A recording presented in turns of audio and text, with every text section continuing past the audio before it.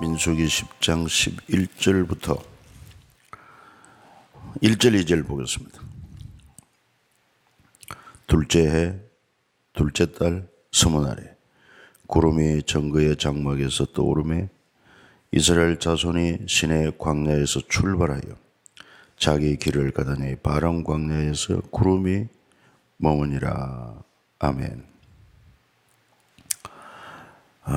이스라엘 백성이 애굽에서 나온 지 이제 2년째 2월 20일 드디어 시내산에서 바람 광야로 출발하게 되었다 하는 내용입니다. 그동안에 시내산까지 도착해서 거기서 하나님께 계명과 율례를 받고 그리고는 성막을 건축하고 그리고 제사법을 가르치고 민수기 들어와 가지고 각 지파별로 인원을 계수하고 그 다음에 성막 중심으로 어떻게 진 배치를 하며 진행할 때는 어떻게 행전할 것인가. 제1진이 이제 13절부터 나오는데 유다 자손의 진영의 군기, 여기에서는 유다 지파, 이사갈, 스불론 이 세 지파가 동쪽에서 먼저 가면 그 다음에는 성막을 운반하는 게르손 자손, 머라리 자손이 성막을 메고 출발하고 그 다음에 세 번째로 이제 르우벤 진영의 군기가 출발하고 그 사이에 레위 자손, 레위 지파, 고핫 자손들이 성물을 메고 행진하고 그리고는 에브라임 자손 진영의 군기가 따르고 마지막으로 단 자손의 진영의 군기가 이렇게 진행을 하게 되었더라. 아주 질서 있게 그렇게 출발하게 되는 것을 볼 수가 있습니다. 그리고는 34절에 33절부터 마지막 36절까지 같이 한번 읽어주시기 바랍니다. 33절부터 36절. 그들이 여호와의 산에서 떠나 3일 길을 갈 때에 여호와의 언약궤가 그 3일 길에 앞서가며 그들의 쉴 곳을 찾았고 그들이 진영을 떠날 때에 낮에는 여호와의 구름이 그 위에 덮였었더라. 궤가 떠날 때에는 모세가 말하되 여호와여 일어나사 주의 대적들을 흩으시고 주를 미워하는 자가 주 앞에서 도망하게 하소서 하였고 궤가 쉴 때에는 말하되 여호와여 이스라엘 종족들에게로 돌아오소서 하였더라. 아멘. 그러니까 이 진영이 출발할 때 제일 앞서 여호와의 궤가 먼저 떠나가는데 그 위에 구름 기둥이 떠올라서 그래서 광야에서 기름는 광야에서 이스라엘 백성을 인도했다는 것을 알 수가 있고 그 다음에 그 낮에는 구름 기둥이 떠오르면 그냥 기둥이 아니라 기둥이 떠올라서 쫙 진영 위에 덮여가지고 마치 구름 낀 날처럼 그래서 뜨거운 햇살에 상하지 않도록 그리고 밤에는 또 그 구름 기둥 속에 불이 섞여서 불이 붙었어. 그러니까 그 밤에 참 춥지만은 그 불기둥으로 따뜻하게 보호하는 이런 하나님의 섭리. 특별한 섭리인 것입니다. 그래서 출발할 때 모세의 기도, 그 다음에 또 머물게 될 때 모세의 기도를 잠시 소개했습니다. 그리고는 이제 11장에 들어가서 안타까운 그런 다베라 사건이 일어납니다. 이게 바로 불평, 원망으로 인해서 하나님의 불이 나와서 이스라엘 진영 끝을 불사르게 되는 것입니다. 그래서 저들이 놀라서 모세에게 부르짖음에 모세가 하나님께 기도하니 불이 꺼졌더라. 그 이름을 다베라라 불렀다. 다베라, 불타다 이런 뜻입니다. 원망하면은 죽는다, 불탄다 이 말과도 동일한 것입니다. 물론 원망할 만합니다. 인간적으로 생각하면은 한번 생각을 해보십시오. 오늘날 우리 현대 문명의 삶을 살던 우리가 만약에 그 이스라엘 백성들처럼 광야길을 행진한다. 이게 참 보통 문제가 아닙니다. 삶의 환경도 그렇고 무엇보다도 뭐 각자 천막 속에 잠자고 하는 거야 그렇다지만은 우선 사람의 3대 욕구 의식주인데 먹는 게 제일 중요합니다. 뭐니 해도. 그런데 먹는 게 썩 변변치 않습니다. 내리는 게 하늘에서 내리는 만나. 그래서 여기 보니까 만나가 무엇이냐 7절에 11장 7절에 만나는 가시 같고 모양은 진주와 같은 것이라. 대충 짐작해가지고. 그리고 백성이 다니면서 그걸 거두어 맷돌에 갈기도 하고 절구에 찢기도 하고 가마에 삶기도 하고 과자로 만드는 그 맛이 기름 섞은 과자 맛 같더라. 밤에 이슬이 진영이 내릴 때 만나도 함께 내렸더라. 그런데 이 만나만 주리장창 먹고 살려고 하니까 한 가지 음식만 먹는다고 생각해요. 보통 힘든 일이 아닙니다. 그러니까 음식 문제 때문에 불평이 생기는데 그 불평도 누구 때문에 일어나느냐. 4절에 그들 중에 섞여서는 다른 인종들이 탐욕을 품으며 이스라엘 자손도 다시 울며 누가 우리에게 고기를 주어 먹게 하랴. 우리가 애굽에 있을 때에는 값없이 생선과 오이와 참외와 부추와 파와 마늘들을 먹은 것이 생각나. 이제는 기르게 다하여 이 만나 외에는 보이는 것이 아무것도 없도다. 그러니까 이런 음식으로 인하여 저들이 막 울며 우리에게 고기를 좀 먹게 해달라고 요청합니다. 그러니까 문제는 이 하나님의 택한 백성이 아닌 그게 따라 나온 잡족들 가운데 우선 불평이 시작되니까 그게 그냥 전염이 돼가지고 온 이스라엘 백성들이 음식을 인하여 불평하게 되었더라. 그러니까 우리 가운데 불평하는 사람 옆에 가면 안 돼요. 불평하는 사람 옆에 있으면 자기도 모르게 불평이 전염이 되어가지고 자기도 불평하는 사람이 되고 말한 것입니다. 사실 조금 전에 말한 것처럼 저들의 생활이 뭐 보통 불편한 게 아니죠. 먹는 것도 그렇지. 거기다가 또 마실 물이 언제나 늘 아주 충분하게 공급된 것도 아닙니다. 그리고 또한 배설 문제는 어떻게 합니까? 배설 문제. 그 전체 다 하면 한 200만 명 되는데 그것도 얼마나 불편한지 몰라요. 그러니까 인간적인 면에서 환경적으로 보면은 참으로 불편합니다. 그러니까 뭐 불평이 나올 만도 하지만 그럼에도 불구하고 하나님은 불평을 싫어하시고 미워하신다. 왜? 불평하기 앞서 하나님의 놀라운 은혜 그리고 하나님의 권능 이것을 직접 체험한 것을 생각하게 될 때 그 정도는 능히 우리가 극복을 해야 된다는 것입니다. 창조주 하나님이 직접 나타나셔서 애굽의 종된 저희들을 하나님의 크신 권능으로 구출해 내시고 홍해를 갈라서 육지같이 건너게 하고 그리고 또한 광야의 길을 내주고 그리고 보십시오. 하늘에서는 신령한 음식 만나가 내리고 그리고 정말 저들의 광야길을 인도할 때 구름 기둥이 떠오르고 밤에는 불기둥으로 보호하고 이런 하나님의 은혜를 생각하면은 얼마든지 좀 불편한 것은 감수할 수가 있고 감사하고 따를 수가 있을 터인데 이런 귀한 은혜를 생각하지 않고 자꾸 자기 중심으로 그리고 없는 것만 생각하니까 불평이 나오는 것입니다. 받은 것 생각해 보시면 지금 있는 것 생각하면은 얼마든지 감사할 수가 있다고 하는 것입니다. 그래서 우리는 오늘 신앙생활 하면서 범사에 감사하라 이 말씀을 마음에 담아야 됩니다. 범사에 어떤 경우에도 감사하라. 감사하면은 그 환경은 복된 환경으로 바뀌지만 그러나 불평하게 되면은 그 환경은 결국 불행하게 될 수밖에 없다 하는 것입니다. 환경을 바꾸는 게 뭐냐? 믿음. 감사하는 믿음, 긍정적인 믿음, 이 환경을 바꾼다. 그래서 우리 입에서 나오는 말이 중요합니다. 자꾸 없다, 안 된다, 큰일 났다, 큰 문제다. 예? 그리고는 막 두려워하고 의심하고 불평 원망하면은 환경이 그런 환경이 조성되고 나면 전혀 소망이 없어요. 소망이 없고 너무 힘들어요.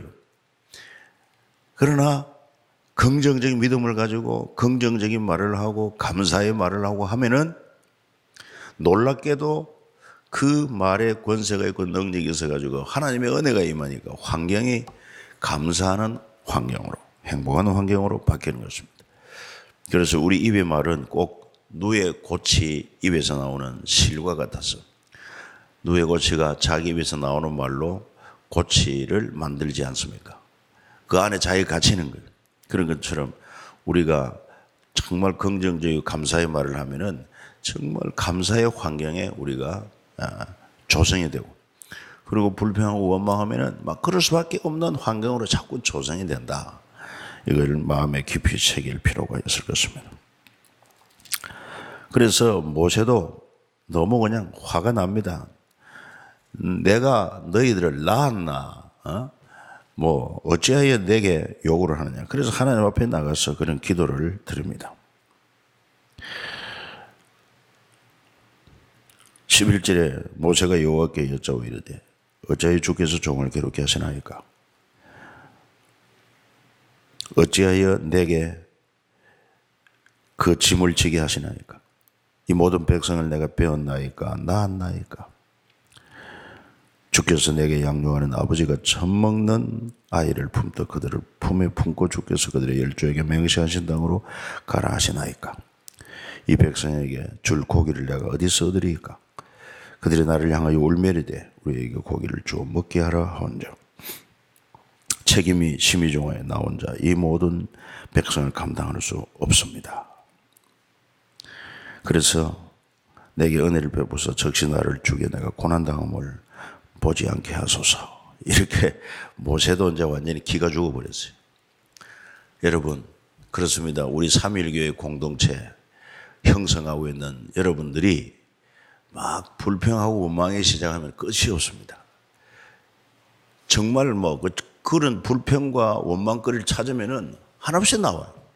그런데 반대로 감사를 하고 좋은 것을 찾으면 또 풍성합니다. 그런데 이렇게 막 분위기가 야 정말 우리 교회 좋은 교회 참 은혜로운 교회 참 감사하다 뭐 이 좋은 것이 자꾸 나오면은 온 공동체가 힘을 얻어요.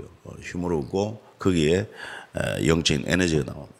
그런데 모두 막 그냥 비난하고 불평하고 원망하고 이러면은 완전히 분위기가 다운돼 가지고 더군다나 목회자도 마찬가지입니다. 목회자 더 이상 이끌어갈 힘이 다 소멸하고 마는 것입니다.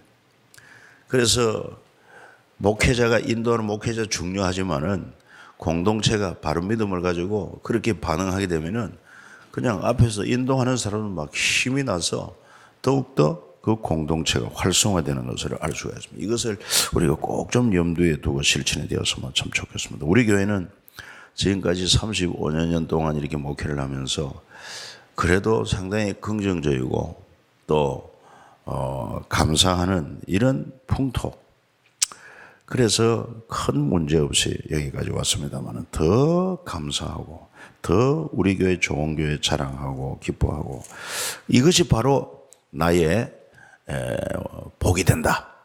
믿음을 가지기를 축복합니다. 그랬더니만 하나님께서 이제 모세 기도를 듣고 좋다. 그러면 너희 공동체 가운데서 노인들 중에 장로, 지도자가 될 만한 사람 70명을 모아서 데리고 나오라. 내가 너에게 준 영을 그들에게도 부어주리라. 그리고 너희 몸을 거룩하게 하라. 내일 고기 먹기를 기다리라. 이렇게 아주 놀라운 소식을 주십니다. 고기 먹기를 기다리라. 그랬더니만 하나님께서 더더구나 말씀하시기를 하루 이틀이나 닷새 열흘이나 서무 날만 먹을 뿐 아니라 냄새도 싫어하기까지 한 달 동안 먹게 하리니 이는 너희가 너희 중에 계시는 여호와를 멸시하고 그 앞에 울며 이르길 우리가 어찌하여 애굽에서 나왔던가 함이라. 이게 참 하나님 앞에 얼마나 악한 말인지 몰라요. 우리 가운데 계신 하나님 역사하심을 보면서도 그 하나님을 멸시하고 그 하나님 앞에서 울며 원망하기를 우리가 어찌하여 애굽에서 나왔던가. 애굽에 있을 때가 좋았다. 그때 종살이 했지만은 그저 김치도 먹고 마늘도 먹고 파도 먹고 뭐 이런 식으로 원망을 했다는 거 아닙니까?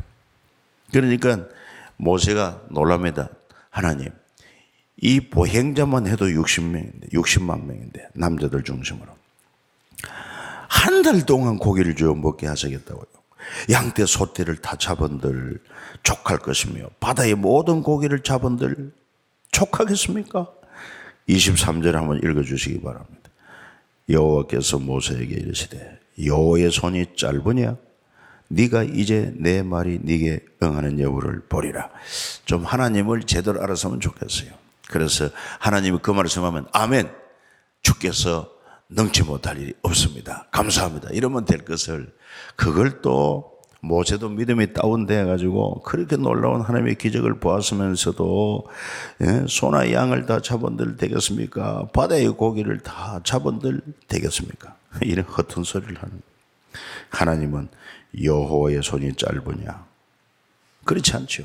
그분 말씀으로 천지를 창조했는데 얼마나 놀라운 기적들을 많이 보여주었는데.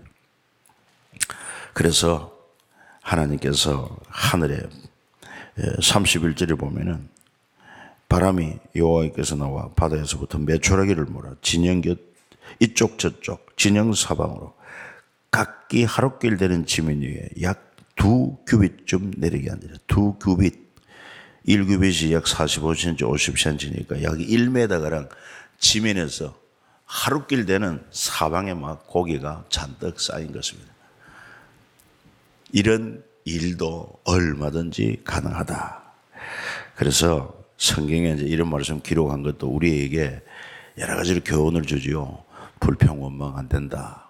하나님은 능치 못할 일이 없고 정말 하나님을 기쁘시게 하고 믿음을 가지면은 얼마든지 좋은 것들을 우리에게 주신다. 그래서 저들이 부지런히 고기를 모았는데 한 사람이 적게 모아도 한 호멜 모았다고 그랬으니까 한 호멜이 엄청 많은 것입니다. 약 한 220리터 되는 그런 크게 많이 모두 많이 모았어요. 그런데 저들이 이제 고기를 아마 삶아서 어쨌든 먹으려고 입속에 씹으려고 하는데 씹기도 전에 하나님이 진노하셔서 쳐버렸어요. 33절, 고기가 아직 이 사이에 있어 씹히기 전에 여호와께서 백성에게 대하여 진노하사 심히 큰 재앙으로 치셨다. 그들이 고기를 준 것은 저들을 기뻐하여 축복하여 복 주시려고 준 게 아니라 저들이 하나님을 멸시하고 그 앞에서 불평하고 원망하니까 너희들이 내 능력을 아직도 믿지 못하느냐, 그 능력을 보여주고 그걸 누리기도 전에 하나님의 진노로 심히 큰 재앙으로 저들을 치심으로 많은 사람이 죽게 되었다는 것입니다. 그래서 그 무덤을 이름하여 기브롯 핫다 아와, 탐욕의 무덤이라. 탐욕의 무덤이라. 욕심이 잉태한 적 죄를 낳고 죄가 장성한 적 사망을 낳느니라. 이런 인간적인 욕심에 너무 사로잡혀서 하나님을 향하여 원망하기까지 의심하고 불평하기까지 이런 탐욕은 안 된다. 우리가 경계를 받아야 됩니다. 12장에 가서 보면은 모세가 구서 여자를 취했습니다.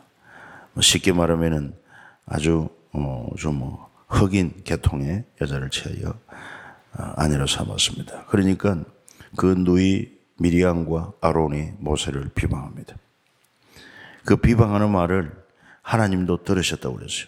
우리 입에 모든 말을 하나님이 다 듣습니다. 그래서 어떤 말을 하느냐 굉장히 중요합니다, 여러분.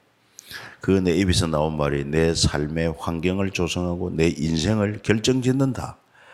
그래서 항상 기뻐하고 감사하고 긍정적이고 적극적인 그런 사고, 그런 말을 할 필요가 있다. 그런데 3절에 보면 이 사람 모세는 온유함이 지면의 모든 사람보다 더하더라. 이렇게 기록하고 있습니다. 하나님께 대하여 철저하게 순종이 훈련된 자다, 이 말이죠.